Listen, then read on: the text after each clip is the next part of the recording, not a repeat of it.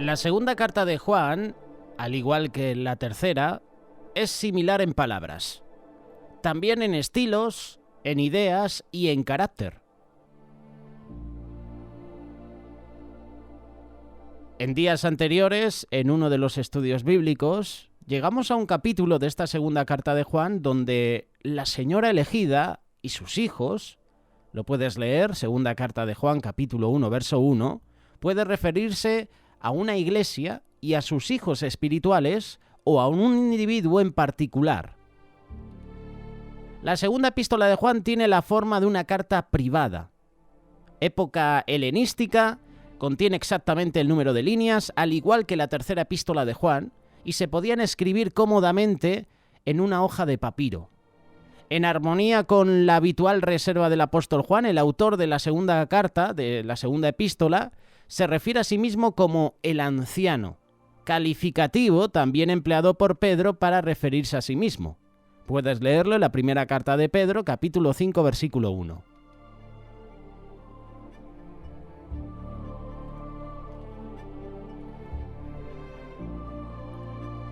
La segunda carta de Juan es una súplica urgente para que los lectores de las cartas de Juan mostraran su amor por Dios y su Hijo Jesús, obedeciendo el mandamiento de amarse unos a otros. En la segunda carta de Juan hay una advertencia para permanecer en alerta ante los engañadores, quienes estaban diciendo que Jesús realmente no resucitó en la carne. En esta segunda carta de Juan hay versículos clave que no podemos olvidarnos. Por ejemplo, versículo 6.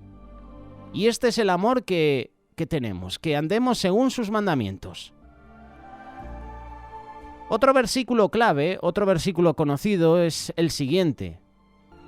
Cualquiera que se extravía y no persevera en la doctrina de Cristo, no tiene a Dios. El que persevera en la doctrina de Cristo, ese sí tiene al Padre y tiene al Hijo.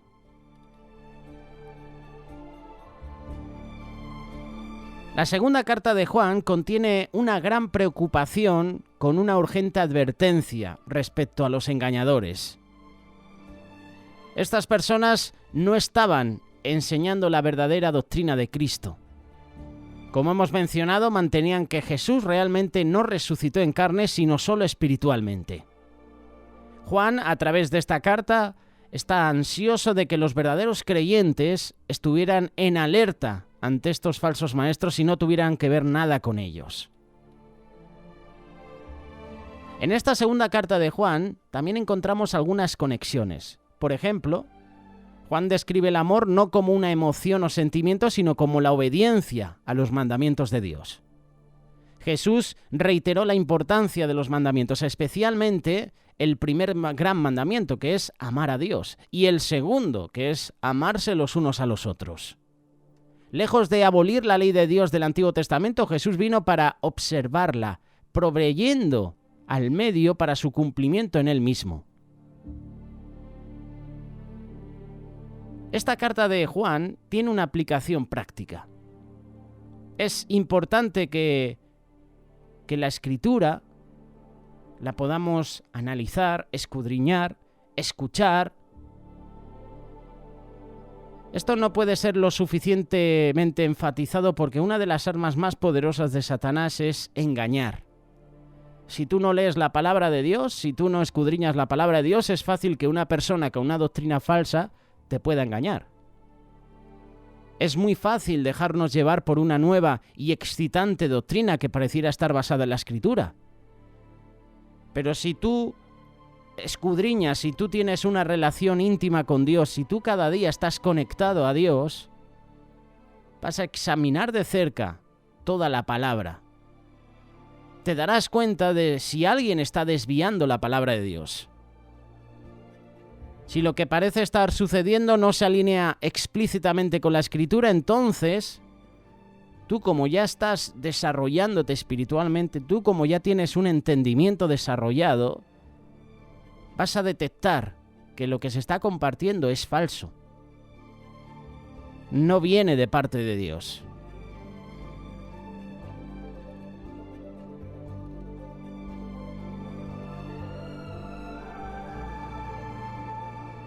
En esta segunda carta de Juan, hay 2 versículos, bueno, 3 versículos del 4 al 6 que expresan gozo por la fe. Bueno es haber sido enseñado tempranamente en la religión. Los niños pueden ser amados por amor de sus padres. Dio gran gozo al apóstol ver a los niños andando en las huellas de su padre. Aquí Juan habla de la familia, habla del amor. Que Dios bendiga más y más a esas familias y que levante a muchos que imiten el ejemplo que aquí Juan está mencionando. Nuestro camino es verdadero, nuestra conducta es buena, todo cuando está de acuerdo a la palabra de Dios. En este pasaje también hay un toque de atención. Hemos mencionado que Juan nos advierte de los falsos maestros, ¿verdad? Nos exhorta a que estemos en alerta de los engañadores. En el versículo 7 en adelante se describe el engañador y su engaño.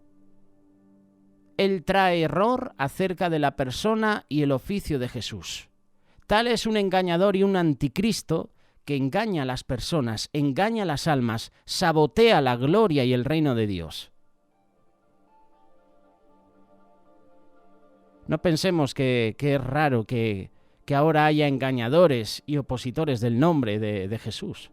Los hubo en los tiempos de los apóstoles, los está habiendo en estos tiempos.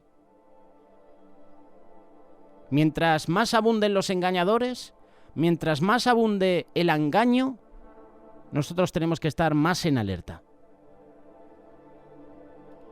Cualquiera que no profesa ni predica la doctrina de Cristo, cualquiera que no respeta como hijo de Dios, cualquiera que no respeta la salvación de la culpa y del pecado por medio de él, tenemos que considerarlo anticristo. El apóstol termina con unos versículos 12 y 13 que nos tienen que hacer reflexionar. El apóstol se refiere muchas veces en esta carta a la reunión personal. La comunión de los santos, esa comunión que debe ser mantenida por todos los métodos y debe llevar gozo mutuo. En la comunión con ellos encontramos mucho de nuestro gozo presente.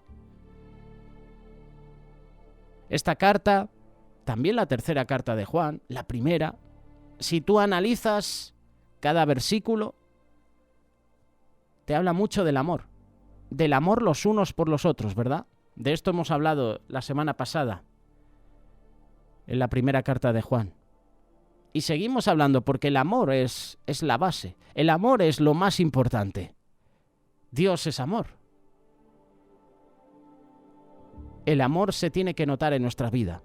Si no hay amor en nuestra vida, hazte la pregunta, ¿realmente has tenido un encuentro personal con Jesús? Es una carta difícil de leer. Si es la primera vez que la lees por encima, habrá palabras, habrá contextos que a lo mejor no entiendes. Pero si lees una y otra vez esta carta, porque muchas veces leemos por encima, ¿verdad?, los versículos. Leemos versículos conocidos, pero no leemos el contexto de por qué está escrito ese versículo. Muchas veces compartimos a otros el famoso pasaje de Filipenses, todo lo puedo en Cristo que me fortalece, pero no leemos el contexto de por qué Pablo decía todo lo puedo en Cristo que me fortalece, ¿verdad? Es un versículo que aplicamos a cualquier cosa. Vamos a emprender un nuevo trabajo, todo lo puedo en Cristo que me fortalece.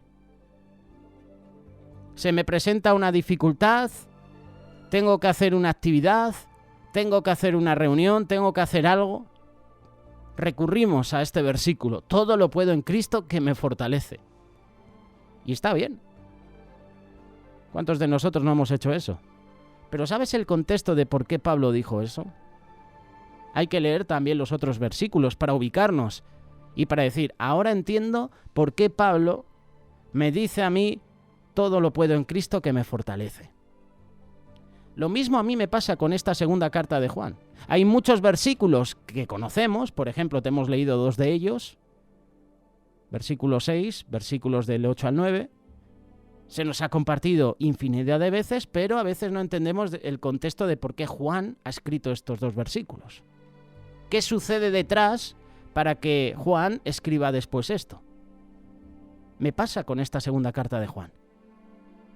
No hay que leerla una vez, hay que leerla varias veces para entender un poquito el significado.